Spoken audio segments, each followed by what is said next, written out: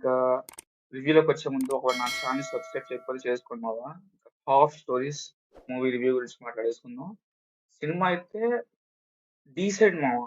అంటే ఆహ్, ఆహ్, హారర్ కాదు. దెయ్యాన్ని కొత్త రకంగా చూపిచ్చారు.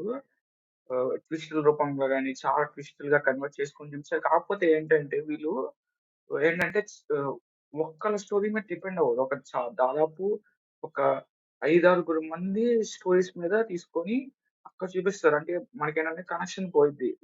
ఒకళ్ళ స్టోరీ అయినా ఒక స్టోరీ అవుతూ ఉంటది. మధ్యలో డిస్కనెక్ట్ చేసేసి వేరే స్టోరీకెళ్ళిపోతారు. మళ్ళీ అది కూడా అంతే. ఆ స్టోరీ కూడా డిస్కనెక్ట్ అయిపోద్ది. వేరే స్టోరీకెళ్ళిపోద్ది. అంతేగాని ప్రతి ఒక్క దానికి సర్టెన్ కన్‌క్లూజన్స్ మాత్రం సరిగ్గా ఇవ్వరు. అదొక్కటి కొంచెం మైనస్ అయింది ఈ సినిమాలో. మిగతా స్టోరీ అసలు స్టార్టింగ్ మాత్రం భలే స్టార్ట్ చేస్తాం మనము. ఏంటి ఆహ్, ఒక సాధువు ఏంటంటే దెయ్యాన్ని వదిలిస్తూ ఉంటాడు. అతని దగ్గరికెళ్ళి స్టింగ్ ఆపరేషన్ అక్కడ ఏం జరిగింది? అక్కడి నుంచి స్టార్ట్ చేస్తాం మనము. సినిమా స్టార్టింగ్ మనది. ఎక్కడ ఫస్ట్ ఏంటంటే ఎక్కడ బోర్ కొట్టదు.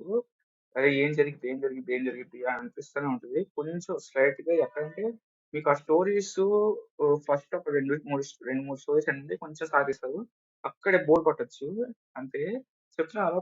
చాలా పెద్ద నెగెటివ్ మామూలుగా ఏంటంటే ఒక స్టోరీ అలా ఎళ్తూ ఉంటది. మధ్యలో డిస్కనెక్ట్ చేస్తారు. దానికి సరైన కన్క్లూజన్ ఇవ్వరు. వెంటనే ఇంకో స్టోరీ ఓపెన్ చేసేస్తారు. చూసింది మామ నిజంగా కొత్త కాన్సెప్ట్. సినిమా అయితే చాలా కొత్తది. నేను ఈ కాన్సెప్ట్‌ని ఎక్కడ వినలేదు. నిజంగా ఒక చిన్న బడ్జెట్‌లో వచ్చిన మంచి మూవీ అని చెప్పొచ్చు అది. అదొక్కటే మామ నెగెటివ్ అది. ఇంకా ఈ వీడియో నచ్చితే లైక్ చేసేయండి మామ. నా ఛానెల్ సబ్స్క్రైబ్ చేసుకోండి. Tata bye bye. See you and